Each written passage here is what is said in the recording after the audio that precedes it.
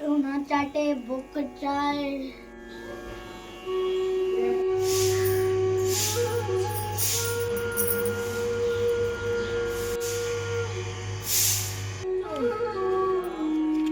देखो ठंडा की माँ चौक दे जा।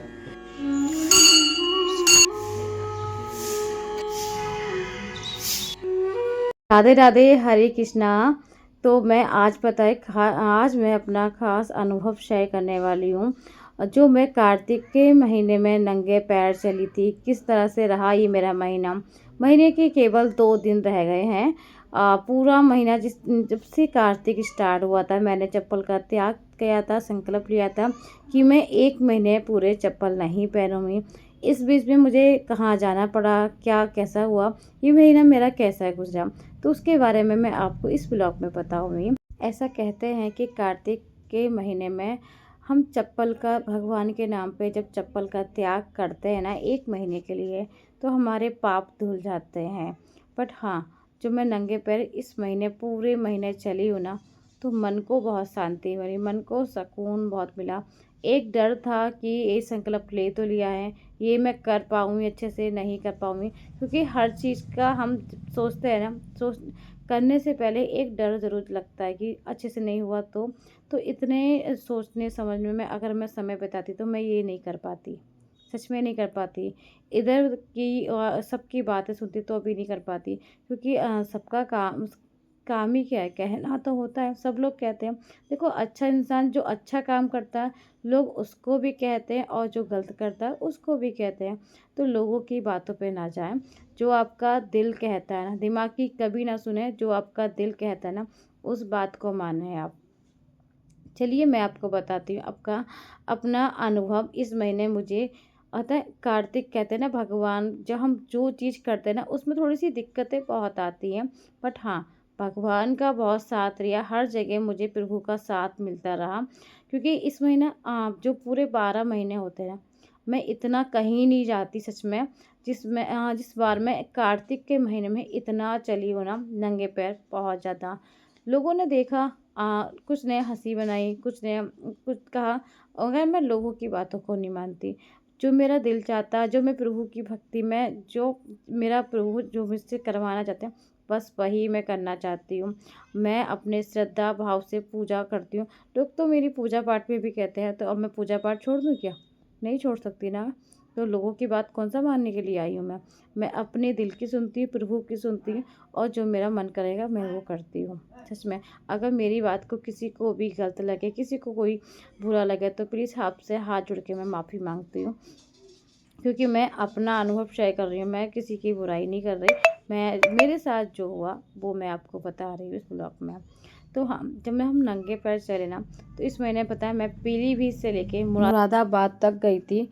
बिना जूता चप्पल के हम जब चलते हैं ना धरती पर, तो एक एहसास होता है।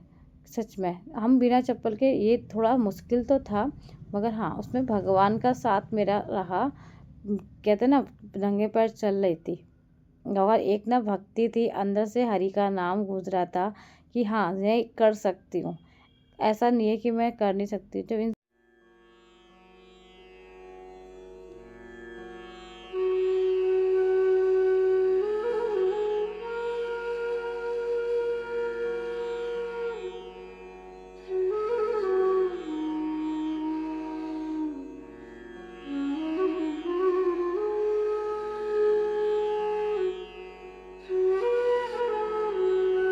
एंड कभी कभी ना जीवन में कष्ट हमें अंदर से ना इतने मजबूत कर देता है ना, कि हमें दर्द का इतना एहसास नहीं होता। अगर भगवान का साथ हो तो कोई भी दर्द, कोई भी तकलीफ हम झेल सकते हैं। तो बस अपने जाप वगैरह करें। क्योंकि मेरे जो महात्मा कार्तिक की महात्मा किताब है ना, ये मेरी लेट आई थी। 15 दिन मेरे कार्तिक के निकल गए थे, उसके बाद आई थी। अभी तक मेरे ना 15 अध्याय हुए हैं पूरे। अभी जिसमें कि इसमें 35 अध्याय हैं। इन्हें मुझे 2 दिन के अंदर कंप्लीट करना है, क्योंकि अभी तक तो मैं कर ही नहीं पाई थी, क्योंकि घर के काम रोज इस एक ही अध्याय चल रहा था। मगर हाँ, इन 2 दिनों के अंदर मुझे ये 35 पूरे अध्याय कंप्लीट करने हैं। कैसे करूँगी वो आगे मैं आपको बताऊँगी। तो चलिए चलते हैं, पहले भोले बाबा के दर्शन कर लीजिए आप सब भी। तो बस भोले बाबा के मंदिर आई थी, मगर हाँ कहते हैं जब भोले बाबा अकेले हों तो उनको एकांतेश्वर बाबा कहते हैं। तो बस उन्हीं एकांतेश्वर बाबा का नाम लेके हाथ जोड़े और उनसे बोला प्रभु बस ऐसे ही मंदिर बुलाते रहना, क्योंकि जब तक प्रभु नहीं चाहेंगे कोई भी काम हम नहीं कर सकते ना। तो अगर आपको मेरा कार्तिक का ये अनुभव अच्छा लगा हो तो वीडियो को लाइक ज़रूर करना, ठीक है।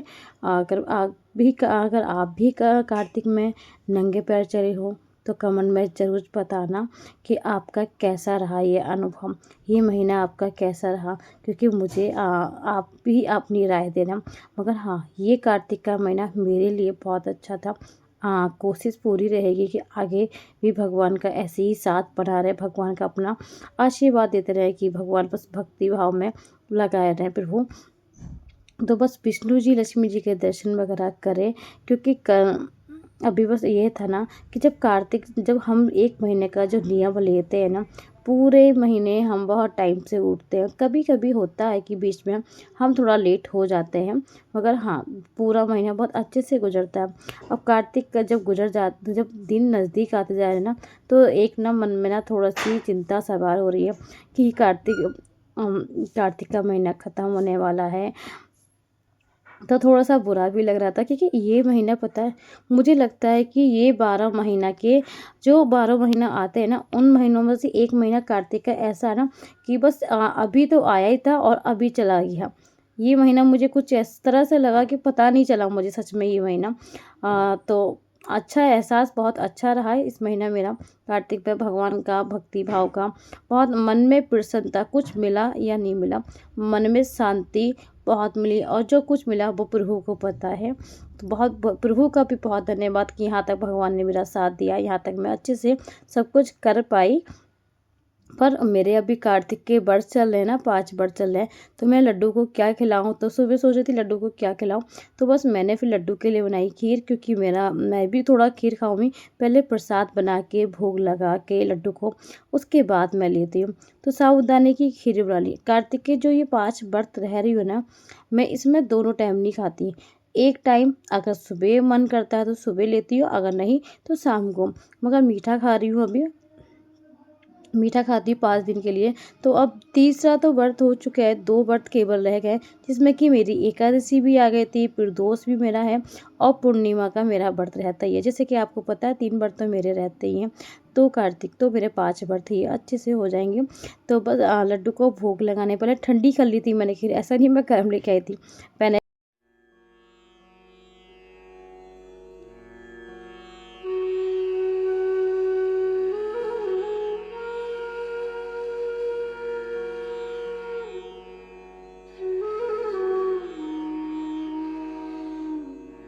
फ्रेंड जब तक बच्चे आ गए थे तो मम्मी ने बोला कि इनको, पहले सोचा था दाल चावल बना देंगे, मगर बच्चों का मन नहीं था आज, क्योंकि मम्मी ने बोला कि दाल चावल छोड़ो, साग रखा है, साग से ना बच्चे रोटियां खा लेते हैं, रोटियां उनको पसंद है, चावल की रोटियां। क्योंकि आज तो मम्मी ने वैसे मेथी का साग बनाया था, मेथी का, लाई का, जाड़ों में साग बहुत आते हैं ना, और साग लगते भी बहुत अच्छे हैं। हमारे घर में कृष्णा के पापा को बहुत ज़्यादा पसंद है, तो पतिदेव को तो इतने साग पसंद है ना, उनको दोनों टाइम साग खिलाओ।